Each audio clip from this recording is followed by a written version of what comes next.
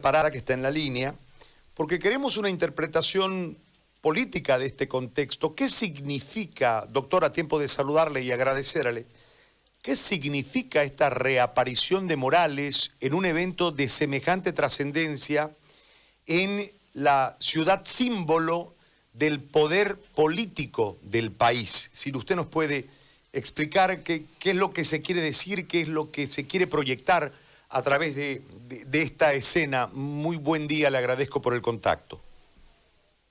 Buenos días, muy amable por la comunicación. Yo realmente puedo afirmar categóricamente de que el principal poder del Estado en este momento, dirigido por la tiranía del MAS, que se mantiene impune en sus cargos en el país, hoy ha cometido un delito de complicidad a una persona que está siendo procesada por terrorismo y que es prófuga de la justicia boliviana. Hacerla aparecer en el hemiciclo es un hecho de sometimiento del principal poder del Estado, como dije anteriormente, ante el oportunismo de la fecha importante a nivel departamental de la ciudad, del departamento de La Paz. Esta complicidad, este delito de complicidad recae sobre los que hoy fungen en las directivas, tanto del Senado como de diputados, que son los que llevan adelante este inequívoco libreto del tirano Evo Morales, que le ha impuesto desde Argentina al Congreso de la República. Libreto que lo vemos todos los días reflejado en acciones que van lógicamente en contra de todo lo que significa en este momento la democracia y este proceso electoral tan irregular que vivimos los bolivianos. Simplemente le hago una referencia. Hace un día el Congreso aprobó una ley que dice que aquellos ministros que sean censurados deben renunciar, que la censura es un sinónimo de renuncia, de destitución en este caso del cargo de ministro.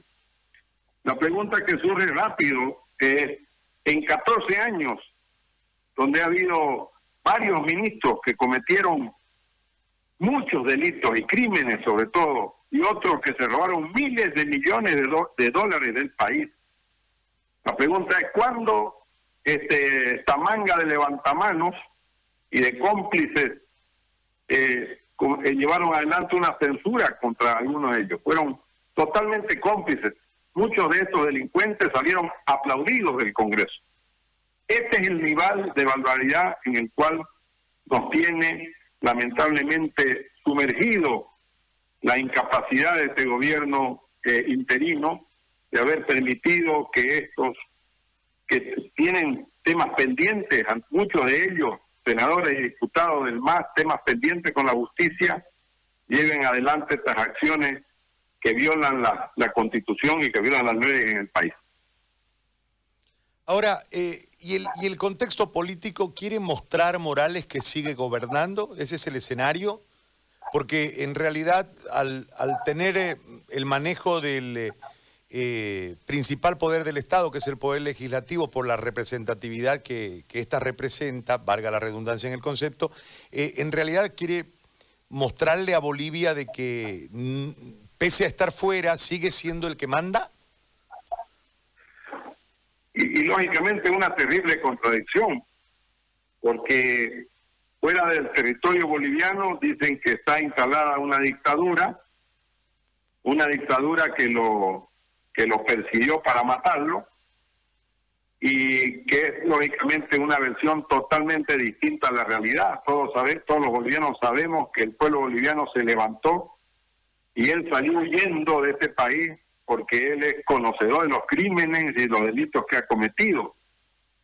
Desde allá ha venido reorganizando, como sabemos todos los bolivianos han venido reorganizando a través de lo que usted mencionaba antes, de esta reorganización de la izquierda, yo siempre he tenido una tesis en el sentido de que mientras Morales huía del país por sus delitos y crímenes y violación sistemática de los derechos humanos en este país, ejecuciones forzosas que cometió y que hizo cometer, había una izquierda que llegaba al país a organizar fundamentalmente todo un proceso de retorno de su persona o de recomposición de ese poder que ellos habían orquestado por 14 años en el país. Ese hecho se ha demostrado con la intervención y después vamos a hacer una suerte de protección en la embajada española de estos prófugos, de estos ministros prófugos que después fueron, lógicamente, armándose toda una telaraña ahí entre los representantes del gobierno de España, que sabemos que está conformada por el PSOE y por Podemos, que son dos partidos de izquierda y de extrema izquierda en España, y además de ello por los representantes diplomáticos de la embajada cubana y de la embajada venezolana en Bolivia. Ellos han estado trabajando sistemáticamente con estrategas políticos, con una serie de asesores tendientes a buscar todo lo que sucedió, primero con todo lo que sucedió en Sencata, donde ellos tienen un montón de responsabilidades que lamentablemente ni el fiscal general, ni el gobierno interino, ni la justicia peor ha tenido la voluntad de llevar adelante una investigación. Posteriormente vemos cómo México y posteriormente la Argentina hacen todo este escenario por estos gobiernos que están ahí en este momento en el poder, una serie de acciones para buscar volver a convertir a Bolivia en ese corazón, vamos a llamarlo así, de Sudamérica, de este movimiento político de izquierda, y yo diría más de izquierda populista como es el siglo XXI. Entonces, hoy vemos de que la agresividad que ya están imprimiendo ellos, a raíz de la inoperancia y de la falta de acciones judiciales de investigación de sus delitos y todo en Bolivia, ellos ya están avanzando en este camino al punto que hoy han violado para mí una serie de leyes y han terminado siendo de convertir la figura de un delito de complicidad al haber puesto en la pantalla de la honorable Asamblea Nacional a un prófugo de la justicia boliviana. ¿Hay un riesgo de la retoma del poder? ¿Se puede evidenciar una posibilidad de una retoma del poder por parte del movimiento al socialismo? Bueno, en realidad yo veo de que uno de los elementos claros de toda acción política es mostrar fundamentalmente a sus adherentes y fundamentalmente también a sus allegados políticos, a sus conmilitones políticos que tienen influencia y tienen poder en el país. Ese es uno de los elementos centrales de la acción política en cualquier parte del mundo. En este caso nosotros no podemos olvidarnos que si bien después de la revolución cívica que hubo en este país, los poderes del Estado fueron prácticamente abandonados por ellos, como en el caso del Congreso, donde renunciaron los presidentes y los principales y terminaron huyendo del país. Ellos después han venido en la retoma de ese poder, del poder legislativo estoy hablando. Sabemos que el MAS tiene control pleno del poder legislativo, más de 2/3 en ambas cámaras, más de 2/3 en el Congreso, cuando se reúnen las dos cámaras.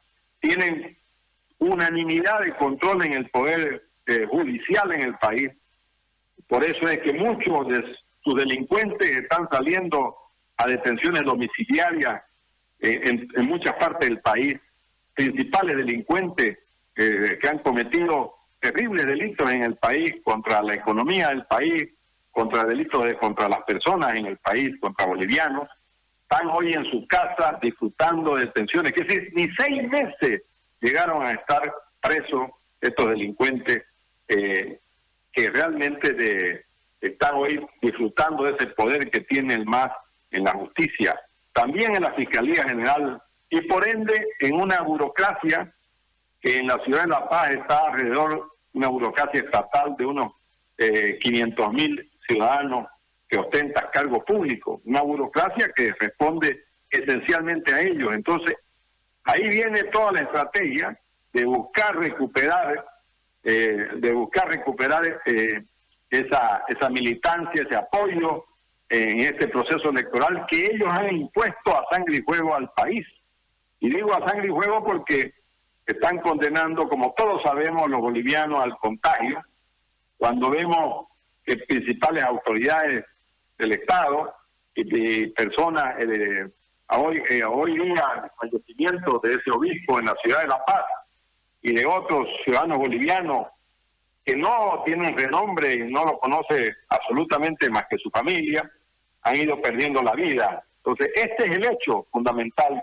Ellos buscan consolidar ese otro atentado contra la vida en el país a través de fijar intentar imponer una fecha con una ley bajo sus intereses políticos y nada más. Creo que aquí está develado todo, José Gary, creo que está todo develado. Lo que realmente los bolivianos esperamos es una respuesta del gobierno interino que hasta este momento ha sido incapaz de generar políticamente una respuesta política a estas acciones que lleva adelante, ya sabemos, el MAS, a través de Evo Morales, que hoy ha puesto la cara una vez más y se ha venido haciendo la burla del pueblo boliviano porque vive en San Isidro, en el barrio más caro que tiene Buenos Aires, donde vale miles de dólares al mes pagar un alquiler de una casa con autos de lujo, con seguridades, con más de 14 matones que lo acompañan y lo cuidan, con una comitiva innumerable de exfuncionarios de su gobierno que están allá. Parece un harén lo que tiene él ahí, un harén al que paga, con exministras que ya dieron a luz supuestamente su hijo. Entonces toda esta cosa que es tan grosera, tan impune, es la que el pueblo boliviano debe rechazar contundentemente. Muy bien, doctor Nayar, le agradezco por este contacto y por su opinión, muy amable. Muchas gracias. Gracias. El doctor Guido Nayar, ex vicepresidente del Comité Cívico, en una posición intentando darle una lectura